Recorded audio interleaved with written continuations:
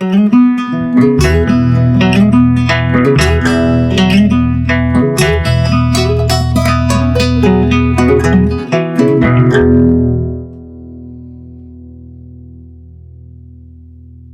welcome to this episode of the Clyde and Lomond Heritage Podcast with myself, Paul Murdoch, and myself, Robert Ryan.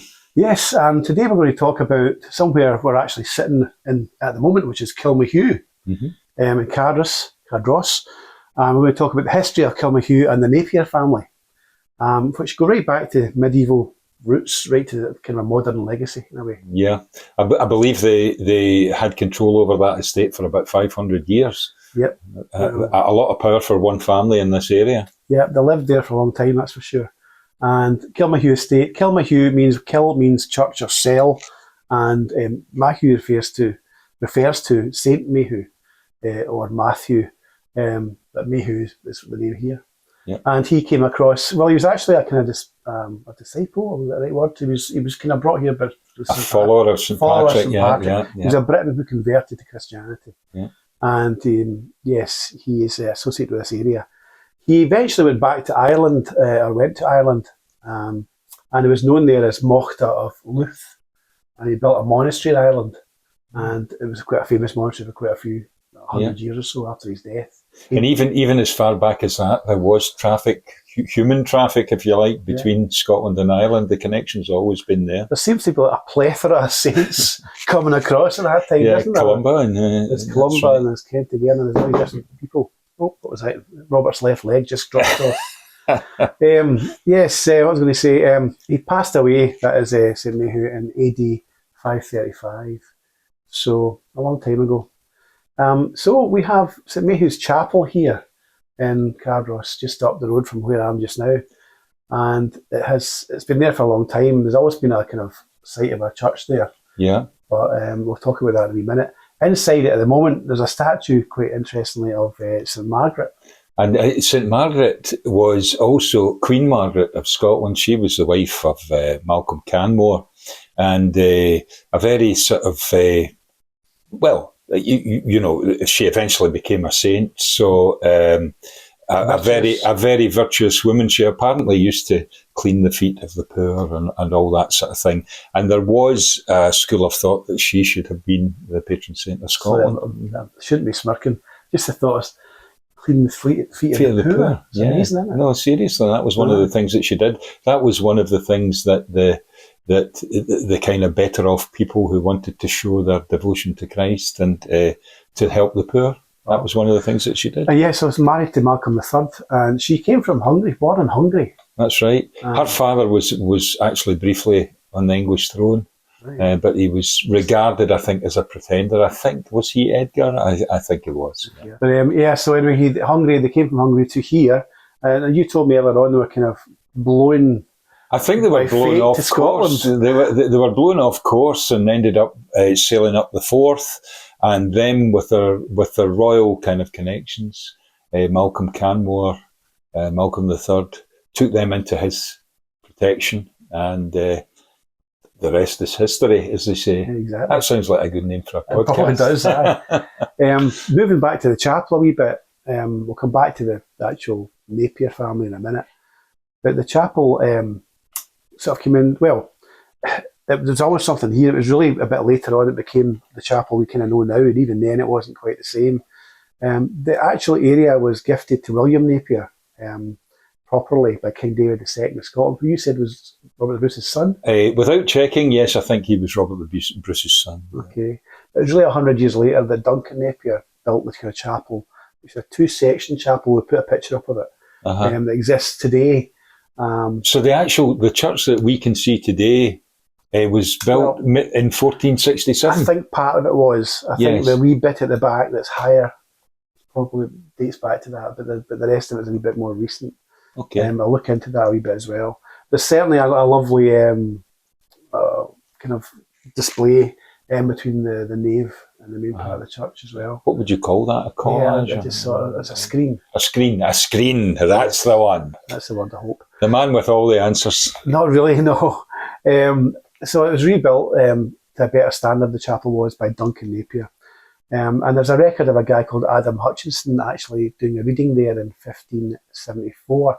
Now, the Reformation hit this area, obviously, and it became a Church of Scotland, a Presbyterian church for a while as well.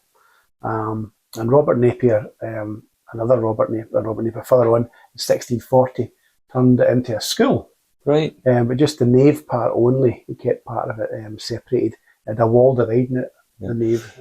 I mean, actually, when you think that there was a provision of a school in 1640, I would imagine it would only be those and such as those that would attend. Well, yeah, and I think by the time there was no village here at that time anyway. It's fair to say, probably just a few houses and dotted around and farmhouses. There would be the castle, like obviously. Yeah, the castle, and there'd be workers for the estate, I'd imagine. Like that. But I don't know the exact population size. It'd be interesting to find. It would be lovely to think that the workers' children were getting taught at that school. It? Yeah, I doubt it somehow. There's a record of it having bad flooring in the late 1600s. I think written. If it had bad flooring, then it would have to be really bad, I would think. I thought so, aye. Yeah. And the school moved. I mean, it was a school for a long time, a couple of 100 years maybe. Yeah. So 1846, the school moved out of there, out of the chapel, and the chapel was abandoned. For about 100 years, nearly, just maybe lays a bit of a ruin. It probably was it the first ruined building or the first kind of abandoned building of the kind of two more famous abandoned buildings that are there now. Oh, I see what you mean. Yeah, they're alluding to the castle and the seminary. Yeah. But we'll come to them in a minute. Yeah. Probably was, yeah. It was acquired by the Catholic Church in 1948, and there's a wee story behind that as well. 1953, the dividing wall was taken down, and the Catholic Church at this point were actually renovating the place and turning it into a proper chapel. Right. It was actually had its pontifical mass, i.e.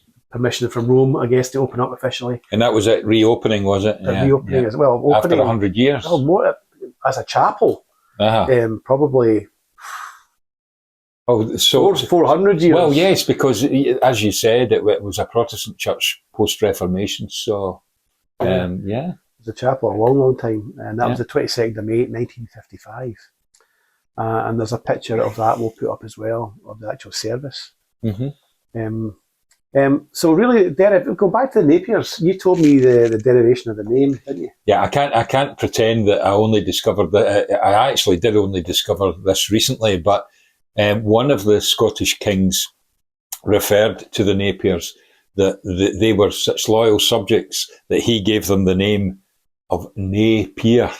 Napier. So they were peerless. Napier.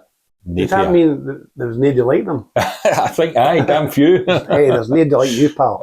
That's okay, something like that. Basically, but the actual land here goes back quite a way. I think the Earl of Lennox gifted the land to John de Napier in 1280. And they probably were kind of Norman derivation. You would think by the name, wouldn't you? Yeah. Well, there was a fashion at that time of de being put in front of. I think it was that you were because. On family history and things like that, I've noticed some of the names of the Hay family, for instance, who I was descended from, and some of them were known as de Hay. And maybe bring that back.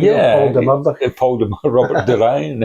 Sounds quite good, doesn't it? A royal charter by King David II gave the rest of Kilmahew estate. 1360s. Yeah, you just mentioned that. That was where we came into that. It was so when William Napier had acquired the land, really. Yeah. And there was two branches to the Napier family: the East Coast branch and the West Coast branch. I think. Right. Fair to say. But go to the castle now, Kilmahew Castle. People can still see that today if they have a wander up behind Cardross. There's a road, farm track that takes you up, and you can continue up probably about a mile above Cardross. Yeah. You've got the castle still exists there today, and amongst the trees. A very kind of Scottish design, a tower castle. Very much so. With probably maybe 3 or 4 floors. Would you think? Something like that. Yeah. And you can still see where the stairs were and the different, the floors would have been with the joists and things. Yeah. And the Napiers were there really from 1300 to about 1822.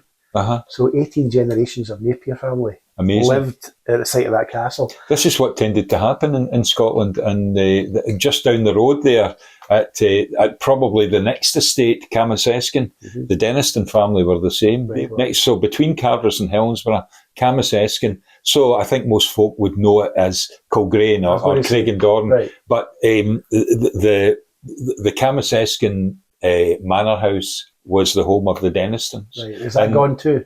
That's gone. Well, there is a mansion house there with flats in it, but I think that was long after the Dennistons. The interesting thing is the castle is still there at Kilmahew. Yeah. But the house isn't. We'll come to that. That's right, we'll come to that. But I mean, how the name survives is there's roads in Cardress, there's Napier Crescent, is it? And the same in Helensburgh, there's Denniston Crescent. But that's probably the only remaining evidence that these families were there. Yeah. It was a simple keep for a while. It had been 1542, it was kind of converted into this tower, kind of that you see now. Yeah. So fairly recently then. Yeah. Fairly recently, only 500 years ago. And Robert Napier, the last of Napiers passed away in the castle in 1744, I think. It's supposed to be, there's actually Gothic, kind of classical Gothic parts that have been built onto the old tower. Yeah, like neoclassical kind of pillars and things we'll show like you some pictures of that, which are quite, they don't look totally out of place, but a wee bit out of place. Yeah. We've actually got a photo on screen there. I suppose you'll put the same photo on the podcast, Paul. But I think it does look like a high class job, a conversion. It does, and it looks as though there've been statues in these little bits, recesses and things. Yeah, that's a fair assumption, I would say. Yeah. But anyway, John Napier died, as I said, in 1744, and Jean Smith inherited. She would have been what? Perhaps her mother, maybe a Napier. Do you think? I don't know. No? I don't know. Well, Jean Smith. Well, you would presume that's her maiden name. Maybe Jean Smith. Otherwise, it'd be. Oh no, because she married. You're just about the next thing you were going to say that she married David Bridie. Oh, she did marry David Bridie after Napier passed away. And the castle had to be sold. Now, I'm not sure if it was David's fault or not, but the castle had to be sold due to gambling debts. Yeah. And it was sold to a guy called Alexander Sharp. Do you know, it's funny because the next, I've already mentioned the Dennistons, but the next castle after that was the Macaulay's castle at Arden Capel. Right. And that met the same fate, if you like.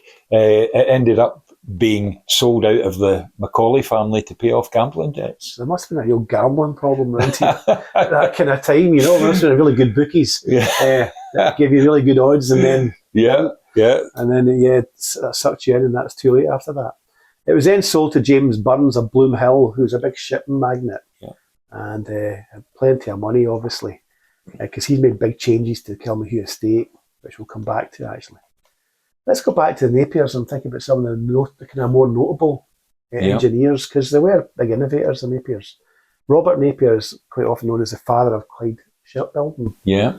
They've got a certain look about them, haven't they? A certain nose, they say, a Napier nose. I'm pretty sure it was him. Nose, but I'm pretty sure it was him that had the huge house at Shandon, which eventually became the Shandon Hydro. Right. And there's another podcast all on its own as well. Totally, it's a huge place. It was in the future, and he was the Barton base by this time. That's right. And he was almost conscripted at one point. He had his own business by 1815. And in 1823, he designed the steam engine for the paddle steamer Leven. Not long after Henry Bell, really, when you think about it, about 10 years after that. Well, I think what you find is that after the pioneers have had their go at it, there's like any kind of development in technology, it's then very quickly added to when people see the original idea and corrected and improving. Yeah, and you can actually see that actual engine for the steam of the Leven outside the Maritime Museum in Dumbarton. The old Derry tank, as we know it. That's right. It used to be in the town centre, actually. It did in the shifting, wasn't it? Yeah. It's now painted blue as well. That's right. So he actually, good thing about Robert Napier was he designed a different kind of engine that was more compact and faster, simpler in some ways, and it actually led to transatlantic travel by steam that made it more possible. Focused attention on the Clyde as well as a shipbuilding area. So the Napier coat of arms had just come up interestingly enough. And it looks quite different in a way. It's not what I thought. Right. I think there might be, many clans had their own coats of arms, but within those clans, there would be different people would have different coats of arms, and I did think that there was a Lennox connection there. Yeah. I'll find that out. As you say, I'll get back. I bet through time the coat of arms changed. And individual clan chiefs would have their own arms, own versions of things. Yeah. And then you've got David Napier, who founded D. Napier and Son, based in London. This is 1848 by this time. But he was into bullet making, gun boring. I mean, these guys made money out of war, unfortunately, a lot of them. Even in those days, the arms manufacturers were getting well in there. They were in putting iron-bound ships and things like that as well. He also did two-cylinder printing press, and he did a centrifuge for sugar manufacturing, so it wasn't all war stuff. No, so he did some. But many, like many inventions, they are a kind of side effect of weapon development. They're like, we could use that. Yeah, necessity is the mother of invention. They do. When there's a war, look what's happening in Ukraine right now. They're developing all these new techniques for downing drones, because they have to. Yeah, absolutely. And like they're now leading the way. It often does lead the way to further development. Yeah. Hopefully, that'll be peaceful things soon there. The actual house, now coming to Kilmahew, back to James Burns, who's a guy who put a lot of money into the estate. He built the Kilmahew house, which is unfortunately no longer with us.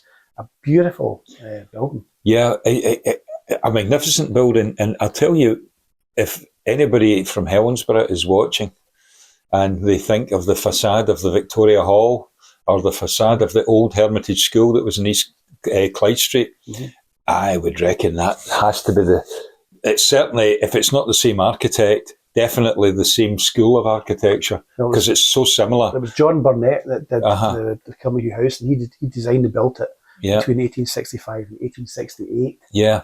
Well, that would be about right. Yeah. That would be about right. I'm going to investigate that. Okay. Yeah.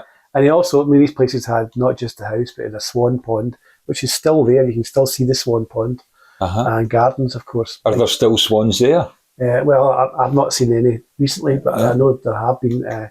Certainly seen heron there and things like that, fishing and duck and things. Burns himself died in the castle in 1877. But there was in 1866. I'll put a link to a video after this about Kilmahew Estate, which I did with a friend of mine a while back. And we went to see the old wall garden, which is down from where the house would have been. Still there. And it's got the date 66 on it, 1866. And that was a big place, and they were growing like pineapples and things, and all different kind of exotic fruits and greenhouses. Presumably greenhouses, I was going to say. You can still see the remains of the greenhouses, which were designed and built by a Glasgow firm. More detail in that other film. And a lot of good footage as well of the area that we probably can't show in this. And then, of course, Captain James Burns, I'm assuming, was his son. And he came to Kilmahew, and he looked a very dandy chap there. Oh, certainly. There's a picture of him looking almost in it's almost like a fox hunting kind of. It is a fox hunting outfit. Quite PC. But in those days, that was a normal thing. Of course it was, And he was a guy actually that the locals approached back in 1895 for a golf course in Cardross. And that's why we've got a golf course here now. He agreed to lease the land, about 80 acres for a golf course, and much of which is still here. He also donated the Kilmahew fountain, which was outside the house, to the Dumbarton Council in 1902. And is that the one that's now in Leaven Grove Park? It's now in Leaven Grove Park. You can go and see it. It's been recently renovated as well. So it looks great. And actually, a wee bit of useless information, possibly. I looked it up this morning, and it was actually moved by a guy called Peter McNabb. The council of Dumbarton paid for Peter to go out, dismantle the fountain, take it to Leaven Grove Park and rebuild it again. You can imagine that guy going to have a look at it. It would be a lot of money. And actually, he charged them. They charged the council £17 and 10 shillings for doing that. Right. So what's that in today's value? What is that in today's money? I don't know. Well, it's got to be. a few £100 anyway, or maybe £1,000. Maybe over £1,000. We'll look that up, put that on the screen if I can. Yes. So, Captain Burns is then taken over by Claude Allen, I think, shortly after 1902. Right. And Claude Allen was the youngest son of a shipping tycoon. And I think he served possibly in the Boer War. Mm-hmm. And he rented out the house, and by the time he got it up and ready by 1908, Claude rented the house, a 21-bed house, which would have probably fetched a nice bit of rent. So presumably he didn't stay in it then. No. And he purchased the estate properly in 1919. Okay. So it must have been a kind of slow, bit by bit acquisition. And he installed sewage works, gas, new stable buildings, and he hosted community events at the house. So bingo and things like that. I'd imagine, croquet, I would have thought and stuff. Croquet. Maybe the odd bit of fox hunting, hopefully not. He put a tennis court there as well, which is no longer. He died of pneumonia in 1945 at the end of the war. Poor man. So basically, then we come to the story of 1945. It's pretty close to the time it was acquired by the Catholic Church. And the reason it was acquired by the Catholic Church, Kilmahew Estate, was that their seminary, St Peter's Seminary, had burnt down in Bearsden in 1946. So they were looking for somewhere else to build a seminary to basically to train priests, train for the priesthood. Mm-hmm. So in 1948, by that time, the students had moved from Bearsden and were using Dalreath House and then Kilmahew House to train. Yep. And discussions started with Gillespie, Kidd and Coya, who presumed were architects, in about 1953. And they then, in that time, they also renovated St Matthew's Chapel. So as we said, 1955, they had that initial service. Mm-hmm. And eventually, it was actually Itzy Mitstein and Andy McMillan who came up with a radical design of the St Peter's Seminary that is there now. Mm-hmm. A striking new main block that wrapped around the old beautiful house. It's actually horrible.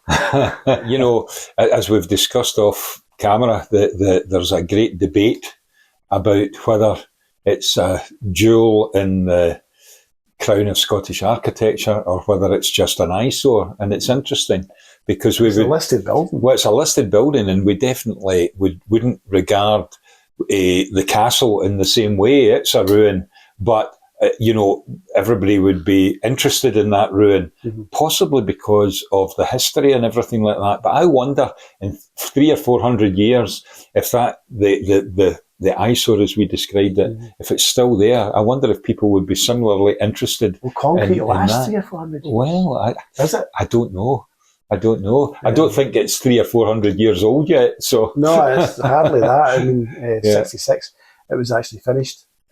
1966. It was only used for a very short time, wasn't it? It was, yeah. It was shut in 1980. Mm-hmm. So it was plagued with problems. It never achieved full capacity, which was 100 students. Mm-hmm. And it had all the kind of accommodation. Everything was all there. I think part of the problem was it was such a huge building, and the cost of heating all that space. It wasn't watertight either. No. There was all sorts of structural problems with it. Isn't it funny that some of the most widely admired architectural places, like the seminary, like Hill House, had these structural problems? Mm-hmm. They were designed more for look, aesthetics, rather than actual practicality. Yeah. Which was, because the people who designed them were more artists and engineers. That's right. Yes. No, I would say you're right there. The seminary is still there. It's been shut by 1980. Vandalism starts, but the house also gets vandalised because it's in the same plot, basically. And, it's still used on and off, but eventually a fire in 1995 means they've got to knock down that beautiful house. Yeah. It's the big risk to any unoccupied building, isn't it? Yeah. But the seminary itself now is quite a spooky place. You're talking about, it's only maybe half a kilometre from where we are right now. That's right. And it's frequently, probably every day, there's American, Japanese tourists there. It's worldwide. It's known worldwide. Yes. As a place. There's a lot of graffiti there, and people camp overnight. There's a lot of occult type vibes, and people come, to camp out and have a spooky night and everything. It's quite a dangerous place. I'm not advocating you even go there and walk about it, because it's fenced off. You're not supposed to. And keep to the past if you're on the estate. That's certainly the estates line. Yeah. There seem to be really two main schools of thought. One is to keep it and somehow restore it to some form of use. No, make that three schools of thought, because the second school of thought is to leave it as it is and have it as a decaying building over years and centuries. And the third thought, and I have to say, probably the one that most locals would say, is video it and knock it down. By 1992, it was actually officially listed as a Category A listed building. So we can't knock it down. And it's described as Scotland's greatest post-World War listed building, that kind of type. You know what I mean? That's Brutalist is the school of architecture. Yeah. So really, that was us just chatting you through Kilmahew Estate, a brief history of the Napiers and things. And we live in an interesting place. Yes, it's worth a look, I would say, if you're in the area. And are we going to have a word for our sponsor for this podcast, Paul? Oh yeah, well we should, because somebody's been wearing a certain a hoodie, I think you call them. With a certain football team on it, which is Dumbarton FC, of course. So tell us a bit about that. Well, just at the time we recorded this, Dumbarton have secured their league status for next season. Good. So we're at the end of 25-26. So we're going to still be there in 26-27. Okay, that's your other leg just dropped off now. That's my other leg dropped off. But I was thinking from the sponsorship point of view, yes. Aren't there some local books on the subject of West Dumbartonshire? Well, if anybody wants a wee book, I've got a series of 4 books. These are the nature of West Dumbartonshire. It's not just nature, it's a heritage as well. There's 4 walks in each book, and they take you through different part of West Dumbartonshire. Quite gentle walks, some of them, most of them are, and you learn about the heritage and the nature as you go. And there's 4 seasons, because in different seasons you get different nature. And how might any listeners or viewers buy these books, Paul? Basically, go on my website, www.paulmurdoch.co.uk, and you'll find them on there. Or there's a local bookshop in Alexandria now called Caffeinated Escapism. Great. Can't even say it, it's quite a big word. Caffeinated. So I take it's a coffee shop as well? It's a coffee shop as well. I run by 2 little lasses, and the books are in there, and you can certainly ask them, they'll get them in. And if not, there's the Lomond gift shop in Balloch as well. Yeah. So they're about the place, and hopefully you'll enjoy a wee walk and, get a bit of pleasure out of them. Some people just like to read them and look at the pictures, which is fine. You don't have to do a walk. But anyway, listen, thanks for listening. That's the end of this wee podcast and advert, as it happened. And we'll see you next time, and we'll have something else to talk about, I'm sure. It's going to be very interesting. We're still to finish off Loch Lomond. We've had parts 1 and 2. We'll be working in part 3 and 4 later on. But next week, we're not too sure yet what we're doing, are we? Well, we've got a few ideas. A few ideas we'll be looking at. We'll see you shortly. Bye for now. Okay, bye. Thank you.